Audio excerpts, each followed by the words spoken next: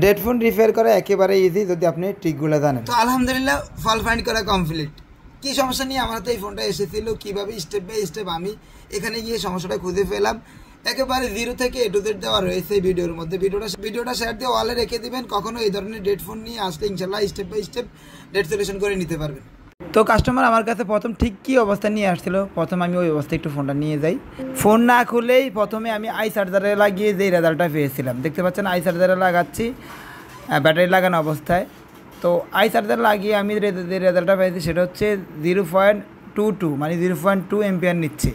তো আমি ফোনটা খুলে আবারও ব্যাটারিটা খুলে ফোনটা খুলে ব্যাটারি খুলে দেখলাম কোনো প্রকার এম্পিয়ার নেয় কিনা। দেখতে পাচ্ছেন এখানে সেম একই এম্পিয়ার নিচ্ছে 0.22 অথবা 0.33।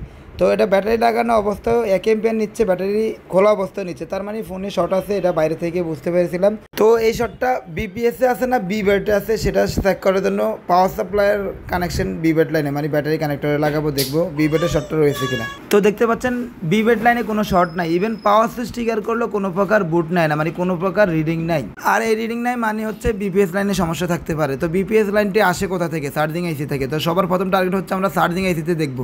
তো দেখতে পাচ্ছেন এখানে দুইটা চার্জিং আইসি, দুইটাই বিকিউ আইসি। তো এখানে একটা মেন চার্জিং আইসি, একটা সেকেন্ডারি চার্জিং আইসি ফাস্ট চার্জিংয়ের জন্য। তো মেন চার্জিং আইসিটা থেকে বিপিএস বোল্ট বের হয়।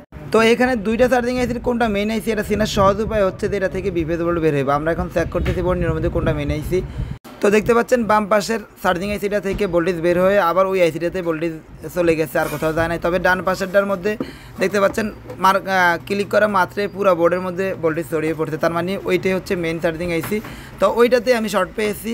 এখন শর্টটা কোথায় আছে এটা চেক করতে আমি এখানে শর্ট কিলার মেরেছি। তো যেহেতু এটা বিপিএস লাইন, এখানে 3.7 ভোল্টেজের লাইন, তো আমি পাওয়ার সাপ্লাইয়ের ভোল্টেজটা ঠিক রেখে এম্পিয়ারটা বাড়িয়ে দিয়ে এখানে পাওয়ার সাপ্লাইয়ের লাইনটা ধরে দেখলাম যে পাওয়ার সেকশনে আসলে শর্টটা দেখাচ্ছে, পাওয়ার আইসির আশেপাশে গরম হচ্ছে। তো পাওয়ার সেকশনে স্টিল সেল তুলে আমি এখানে ফেস্ট দিয়ে জাস্ট শর্ট কিলারটা মারা মাত্র দেখতে পাচ্ছেন আমার এখানে ফল্ট ফাইন্ড আউট হয়ে গেছে। তো আমরা এখন ক্যাপাসিটারটা তুলে দিয়ে দেখবো আসলে সেট রান করে কি না, অন্য কোথাও কোনো ঝামেলা থাকতে পারে।